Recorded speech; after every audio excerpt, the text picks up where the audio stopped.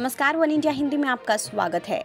केंद्रीय मंत्री नारायण राणे की मुश्किलें खत्म होने का नाम नहीं ले रही हैं। मंगलवार को सीएम उद्धव ठाकरे के खिलाफ अपशब्द कहने के मामले में मुंबई पुलिस ने गिरफ्तार किया था। बाद में उन्हें जमानत मिल गई थी, लेकिन बुधवार को नासिक पुलिस ने नारायण राणे को नोटिस भेजा है। नोटिस में राणे को 2 सितंबर को पुलिस के सामने पेश होने के लिए कहा गया है। वहीं राणे ने कहा कि दोनों कोर्ट का निर्णय मेरे पक्ष में है और देश में अभी भी सत्य का राज कायम है। इसके अलावा बेटे नितेश राणे ने बॉलीवुड की एक फिल्म का वीडियो ट्विटर पर शेयर कर पूरे वाकये पर करारा जवाब देने का संकेत दिया। वित्त मंत्री निर्मला सीतारमण ने आसान बैंकिंग का चौथा चरण बुधवार को लॉन्च किया। इसे इस-फॉर नाम दिया गया है। इसका मतलब enhanced access and service excellence से है। ये सरकारी बैंकों के लिए एक कॉमन रिफॉर्म एजेंडा है। इसका मकसद स्पष्ट और स्मार्ट बैंकिंग सेवा देने का है। इसमें 6 थीम में 26 पॉइंट को शामिल किया गया है। मोदी सरकार ने गन्ना किसानों के हक में बुधवार को बड़ा फैसला लिया है। केंद्रीय मंत्री पीयूष गोयल ने बताया कि बुधवार को कैबिनेट बैठक में गन्ने पर दिए जाने वाले फेयर एंड रिम्यूनरेटिव प्राइस को बढ़ाकर 290 रुपए प्रति क्विंटल करने का फैसला हुआ है।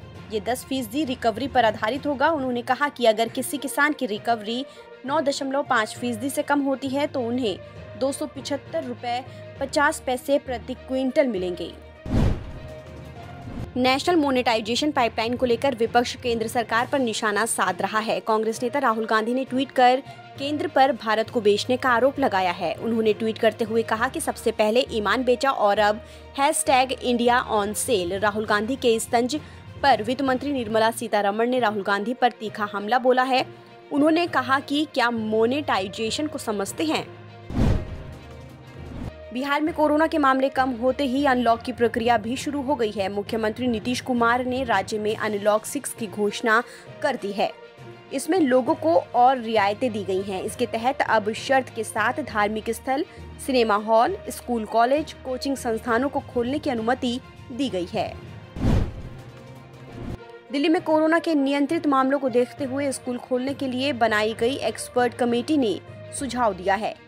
कमेटी ने कहा कि अब राजधानी में धीरे धीरे स्कूल खोले जाने चाहिए। सबसे पहले बड़े बच्चों की कक्षाएं खोली जाएं, उसके बाद प्राइमरी और मिडिल कक्षाएं खोली जाएं। हालांकि इसका अंतिम फैसला DDMA की बैठक में ही होगा। सांसदों और विधायकों के खिलाफ आपराधिक मुकदमों को तेजी से निपटाने की मांग वाली याचिका पर सुनवाई के दौरान सुप्रीम कोर्ट ने केंद्र सरकार को फटकार लगाई। चीफ जस्टिस NV रमन्ना ने लंबित मामलों को लेकर कड़ी आपत्ति जताते हुए कहा कि हाई कोर्ट ने अधिकतर मामलों में रोक लगा रखी है। उन्होंने कहा कि जांच एजेंसी क्यों नहीं हाई कोर्ट से रोक हटाने की मांग करती है या सुप्रीम कोर्ट का दरवाजा खटखटा रही है। मद्रास हाई कोर्ट ने बुधवार को अखिल भारतीय कोटा के तहत राज्य के योगदान वाली सीटों में मेडिकल और डेंटल कोर्सेज में 10% आरक्षण को अनुमति देने से इनकार कर दिया है। दरअसल केंद्र सरकार ने इसी साल 29 जुलाई को मेडिकल एडमिशन के लिए बड़ा फैसला लिया है। सरकार ने OBC और आर्थिक रूप से पिछड़े वर्ग के छात्रों के लिए आरक्षण को मंजूर कर लिया था। अफगानिस्तान में बिगड़े हालातों के बाद केंद्र सरकार ने बड़ा फैसला लिया है। इस फैसले के मुताबिक अफगान नागरिक अब केवल ई-वीजा पर ही भारत की यात्रा कर सकेंगे। इस आदेश के जरिए आपातकालीन एक्स विविध वीजा की शुरुआत करके वीजा प्रक्रिया को सुव्यवस्थित करने की कोशिश की गई है।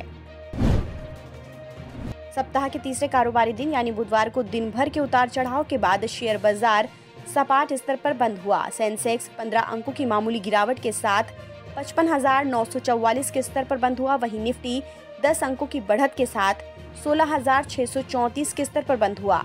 कारोबार के दौरान सेंसेक्स ने 56,198 और निफ्टी ने 16,712 के उच्चतम स्तर को छुआ। फिलहाल इस खबर में इतना ही। देश और दुनिया की तमाम खबरों के लिए आप बने रहिए वन इंडिया हिंदी के साथ।